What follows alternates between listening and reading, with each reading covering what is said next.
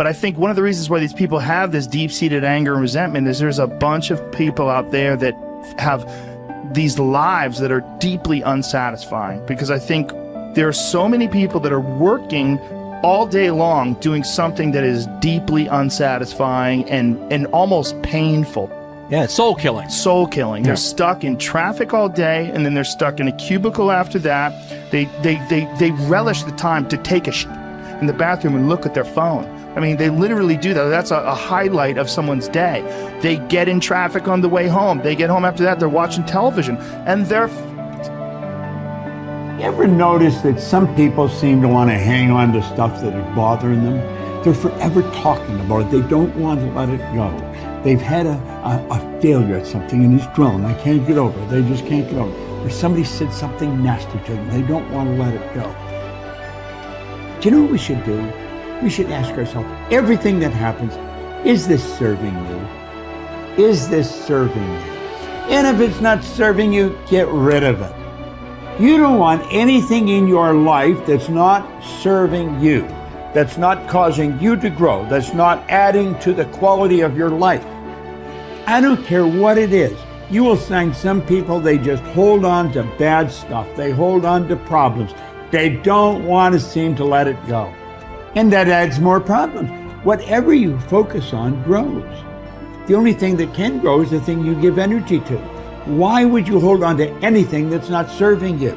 How bad does it have to get? I mean, to what denominator, to what lowest level do you have to reach before people really make up their mind to change? My message is, why wait? I mean, when you're feeling so altered emotionally, you feel so bad, that's the moment you could actually see yourself for the first time, because you're not answering your cell phone, you're not responding to all your texts, you're not watching TV, you're not going out to dinners, you're not calling people back.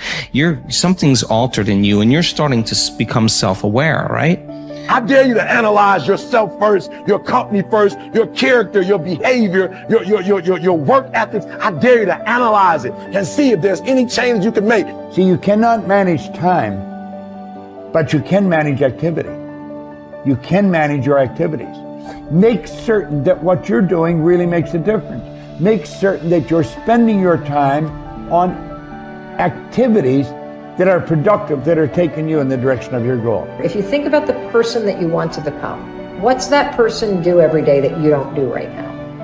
And when you start to do the thing that the person you want to become is doing, you leverage something called behavioral activation therapy.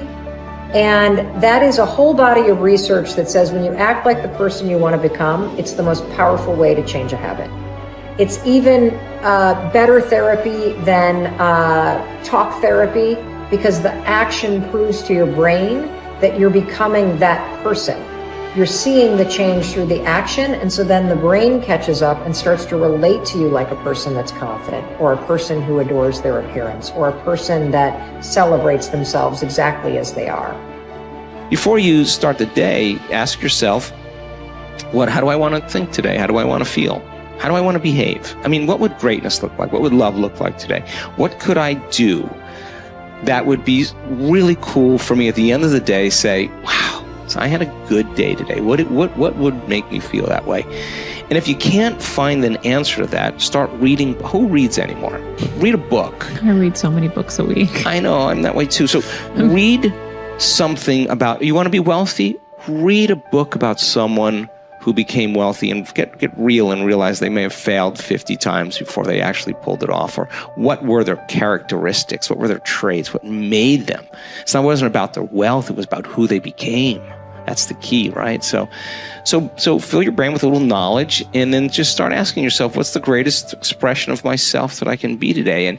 And rehearse it. Rehearse how you're going to be. And then if it leads to a different choice, that's the unknown. Mm-hmm. And just know that it's not going to be predictable. It's going to be a little uncomfortable.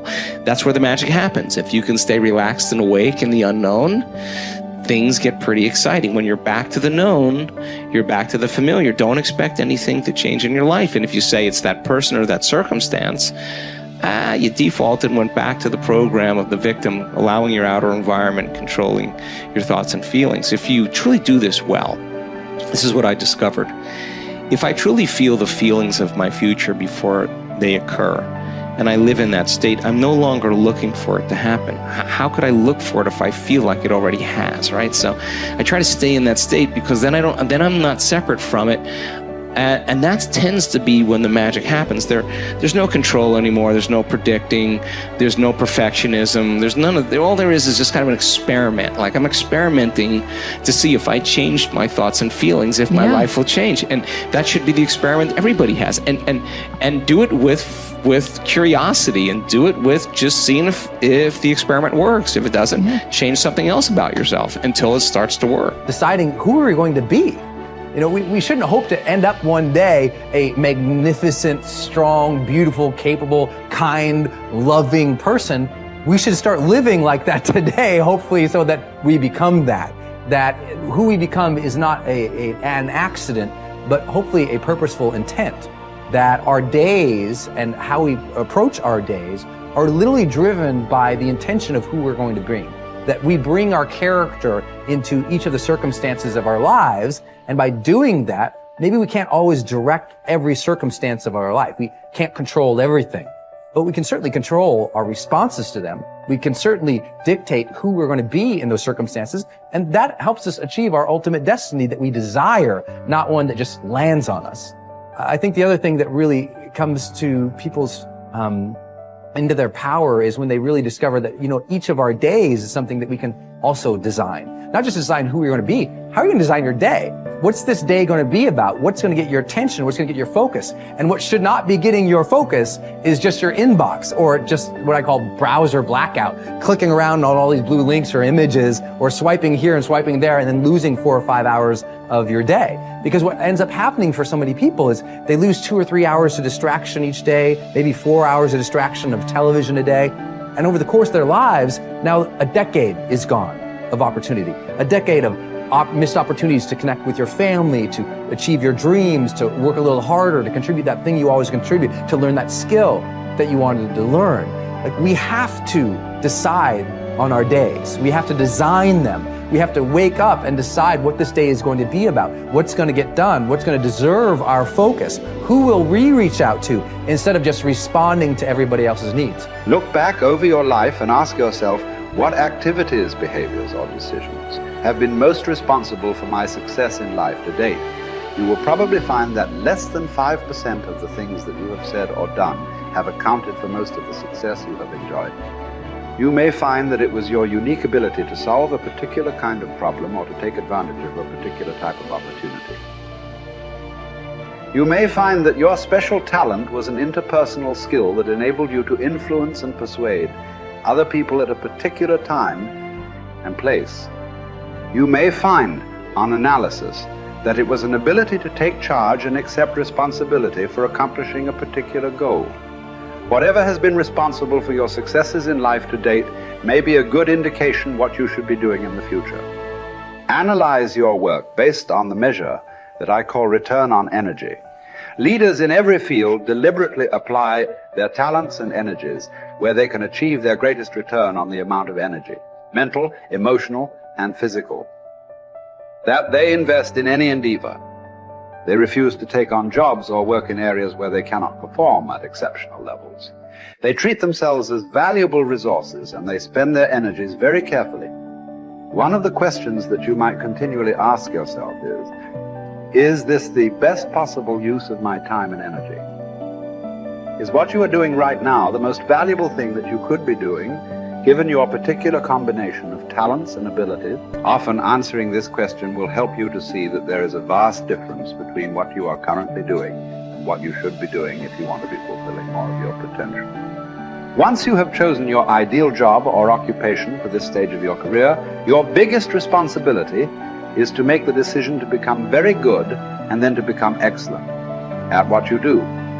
In a lengthy study on successful Americans, the Gallup organization discovered that expertise, or being recognized by your peers as one of the very best in your field, was one of the essential ingredients for success in American life. We said before that self-confidence comes from positive knowing rather than positive thinking. It is only when you know that you are outstanding in your chosen field that you really feel terrific about yourself, and that you enjoy high levels of self-confidence. Men and women who are good at what they do and who know that they are good at what they do are very different from those who are only average. They walk and talk and dress and behave differently.